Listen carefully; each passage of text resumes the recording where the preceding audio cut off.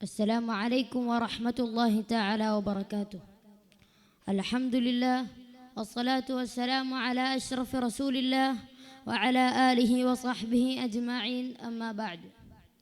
ബഹുമാന്യരെ, നമ്മുടെ ഈ ഇന്റലിജൻസ് വേദിയിൽ ഞാൻ നിങ്ങളുമായി ചർച്ച ചെയ്യാൻ ആഗ്രഹിക്കുന്ന വിഷയം യുദ്ധങ്ങൾ പുതിയ ലോകക്രമം തീർക്കുന്നു എന്ന കാലികാ പ്രസക്തമായ വിഷയത്തെക്കുറിച്ചാണ്. യുദ്ധങ്ങൾ മാനവരാശിയിൽ നിലനിൽക്കാൻ തുടങ്ങിയിട്ട് കാലങ്ങളേറെയായി. ലോകത്താകമാനം ഭീതിയിലാഴ്ത്തുന്ന മാരക ദുരന്തമാണ് യുദ്ധം. നമുക്കറിയില്ലേ, ഈ സമയത്ത് ഫലസ്തീൻ മുതൽ യുക്രൈൻ വരെ യുദ്ധക്കെടുതികളാൽ പൊറുതിമുട്ടുകയാണല്ലോ ജനകോടികൾ.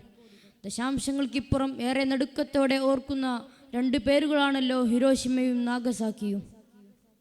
1,00,000-ലധികം മനുഷ്യർ നിഷ്ഠൂരം കൊല ചെയ്യപ്പെട്ടു.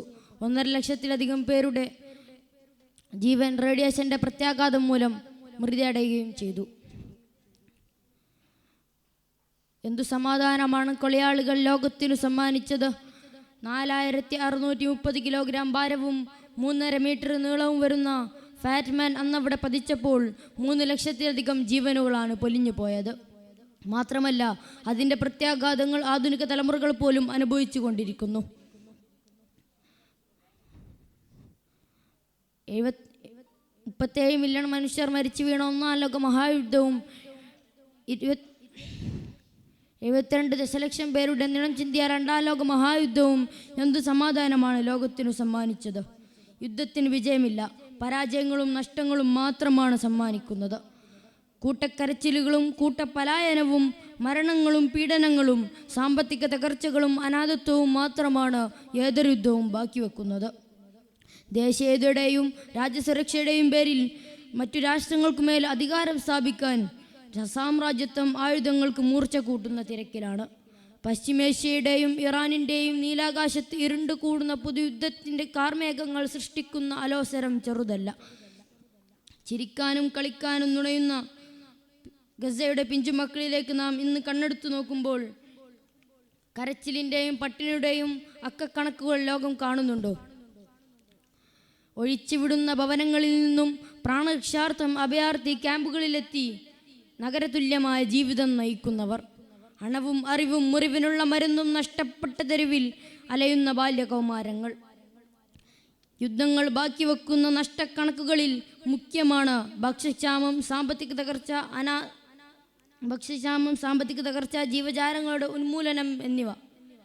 റഷ്യ യുക്രൈൻ സംഘർഷത്തിന് മുമ്പ് ആഗോളത്തിൽ കൊടും പട്ടിണിയുടെ കണക്ക് പരിശോധിച്ചപ്പോൾ 135 മില്യൺ ആളുകളാണ് ഉണ്ടായിരുന്നത്.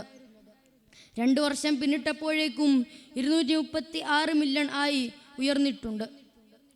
യുദ്ധക്കൊതിയന്മാരായ രാഷ്ട്രീയ നേതാക്കളോടും രാജ്യങ്ങളോടും എനിക്ക് പറയാനുള്ളത് ഒരൊറ്റ വാക്യമാണ്. ലിയോസയുടെ വരികൾ ഇങ്ങനെ വായിക്കാം: യുദ്ധം മത്സരത്തിൻ്റെയും പരസ്പര ശത്രുതയുടെയും കശാപ്പിൻ്റെയും അവസ്ഥയാണ്. അതിന് സാഹോദര്യത്തിൻ്റെ ആശയവുമായി ബന്ധിപ്പിക്കുക അസാധ്യമാണ്. മനുഷ്യഹൃദയങ്ങളിൽ പരിവർത്തനത്തിൻ്റെ ഗീതം മുഴക്കേണ്ടത് യുദ്ധത്തിലൂടെയല്ല. സാമൂഹ്യ തിന്മയുടെ വിവാദത്തിന് സംഘർഷമല്ല പരിഹാരം.